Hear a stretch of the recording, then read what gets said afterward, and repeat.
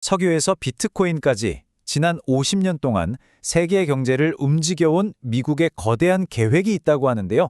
자, 지금부터 그 숨겨진 설계를 한번 제대로 파헤쳐보죠. 최근에 호르무즈 해협에서 보인 미국의 움직임, 여러분 혹시 보셨나요? 언뜻 보기에는 정말 앞뒤가 안 맞는, 상식에 어긋나는 행동처럼 보이거든요.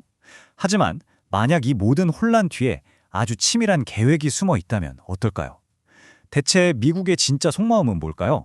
네, 보통 이걸 보고 다들 외교적 실수다, 혼란스럽다 이렇게 보겠지만 오늘 우리가 들여다볼 자료는요, 전혀 다른 얘기랍니다. 이건 아주 정교하게 계산된 움직임이고 훨씬 더 거대한 경제 게임의 시작을 알리는 신호탄이라는 거죠. 자, 이 엄청난 계획을 이해하려면 우리 시간을 좀 거슬러 올라가야 합니다. 바로 1970년대, 지금의 세계 금융 질서를 만든 아주 강력한 경제 시스템이 탄생했던 바로 그 순간으로 말이죠. 보세요. 이 타임라인을 보면요. 위기가 그냥 빵빵 터지죠. 닉슨 쇼크에, 오일 쇼크에. 근데 진짜 재밌는 건 말이죠. 미국이 바로 이 위기를 기회로 삼아서 완전히 새로운 판을 짰다는 겁니다. 새로운 글로벌 금융 시스템을 설계한 거죠. 자, 여기서 바로 그 핵심, 페트로달라 시스템이 등장합니다. 이게 뭐냐면요. 아주 간단해요. 전 세계 어떤 나라든 석유를 사려면 좋든 싫든 무조건 미국 달러부터 손에 쥐어야 한다는 그런 규칙을 만들어버린 겁니다. 이 구조 정말 기가 막힌 시스템 아닌가요? 중동이 불안해서 유가가 오르면 전 세계는 달러를 더 많이 사야 되고, 그럼 그 돈이 어디로 가냐? 돌고 돌아서 다시 미국 국채 시장으로 들어오는 겁니다. 전 세계가 미국의 빚을 갚아주는 셈이죠. 이건 뭐 완벽한 무한동력 시스템이라고 할 수 있겠네요. 그리고 이게 바로 지난 50년 동안 특히 공화당이 즐겨 써먹던 비장의 카드, 이른바 플레이북이었던 겁니다. 자국의 물가 상승 문제는 다른 나라에 떠넘기고 눈덩이처럼 불어나는 국가 부채는 아주 손쉽게 관리하는 비결이었죠. 자, 그런데 여기서 이상한 점이 하나 생깁니다. 아니, 이렇게나 좋은 거의 뭐 황금알을 낳는 거위 같은 시스템을 트럼프는 대체 왜 갑자기 깨부수려고 했던 걸까요? 그 답은 딱 하나입니다. 그래서 누가 돈을 벌었냐? 바로 이거죠. 지난 50년간의 세계화로 월스트리트랑 잘 나가는 글로벌 대기업들은 어마어마한 부를 쌓았어요. 하지만 그 빛이 강할수록 그림자도 짙어지는 법이죠.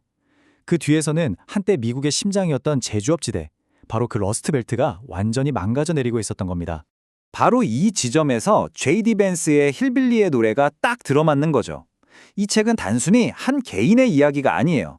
세계화라는 거대한 흐름 속에서 철저하게 소외되고 잊혀졌던 사람들의 목소리였고, 이게 결국 반세계화라는 거대한 정치적 흐름에 불을 지핀 도화선이 된 겁니다. 그러니까 트럼프가 하려던 건 명확했어요. 이건 뭐 그냥 정책 몇 개 바꾸는 수준이 아니었던 거죠. 지난 50년 동안 평범한 사람들, 메인스트리트를 희생시켜서 월스트리트에 배만 불려온 이 낡아빠진 경제 시스템 자체를 뒤엎겠다는 거의 혁명에 가까운 도전장이었던 겁니다. 자, 그리고 바로 이 지점에서 이 거대한 경제전쟁의 무대가 완전히 바뀌어버립니다. 바로 보이지 않는 디지털 세상으로 말이죠. 상황이 어떻게 돌아가고 있냐면요. 중국이나 이란 같은 나라들이 이제 대놓고 페트로달러 시스템을 무시하기 시작한 거예요. 암호화폐로 자기들끼리 석유를 사고 팔고 있어요.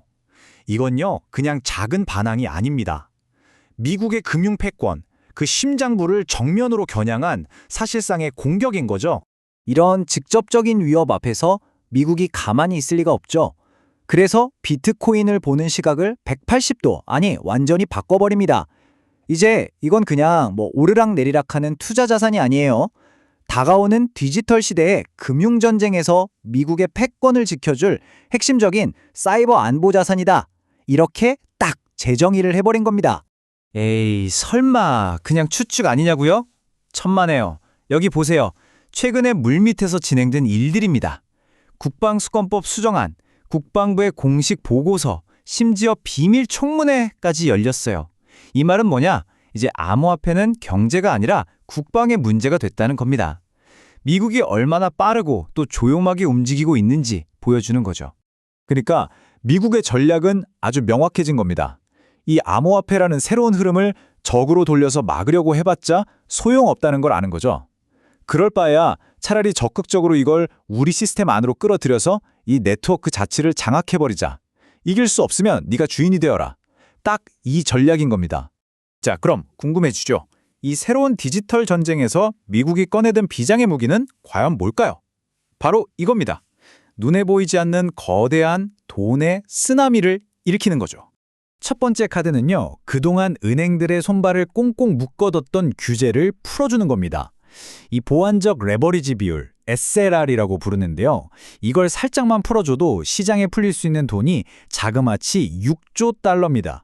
6조 달러, 우리 돈으로 환산하면 거의 8천조 원이에요. 정말 상상도 안 가는 돈이죠? 두 번째 카드는 더 기가 막힙니다. 바로 스테이블 코인, 그러니까 디지털 달러예요. 이게 왜 중요하냐면 단순히 돈을 디지털로 바꾼다는 의미가 아니에요. 돈이 시장에서 얼마나 빨리 도느냐, 이걸 화폐 유통 속도라고 하는데요. 이 속도를 최소 3배 이상 아주 폭발적으로 끌어올리는 효과가 있습니다. 경제 전체에 기름을 붓는 격이죠. 그러니까 이걸 다 합쳐보면요, 정말 교묘하고 잘 보이지도 않는 금융규제 몇 개, 그리고 기술적인 변화 몇 개를 섞었을 뿐인데 중앙은행이 돈을 단 한 장도 더 찍어내지 않고도 10조 달러가 훨씬 넘는 그야말로 천문학적인 돈을 시장에 풀어버리는 겁니다. 정말 무서운 설계죠. 자, 이제 모든 퍼즐이 맞춰졌습니다. 이건 그냥 빚 문제 해결하라는 땜질 처방이 아니에요. 암호화폐라는 새로운 게임의 룰을 미국이 직접 만들고 중국 같은 경쟁자들은 아예 따라오지도 못하게 만들어서 앞으로의 50년도 미국의 세상으로 만들겠다는 정말 거대한 설계, 그랜드 디자인인 겁니다. 우리가 처음 시작했던 이야기 기억나시나요? 호르무즈 해협에서 벌어진 그 이상한 움직임, 그 미스터리에서부터 시작해서 이 디지털 금융지배라는 거대한 계획까지 흩어져 있던 모든 조각들이 드디어 딱 들어맞습니다.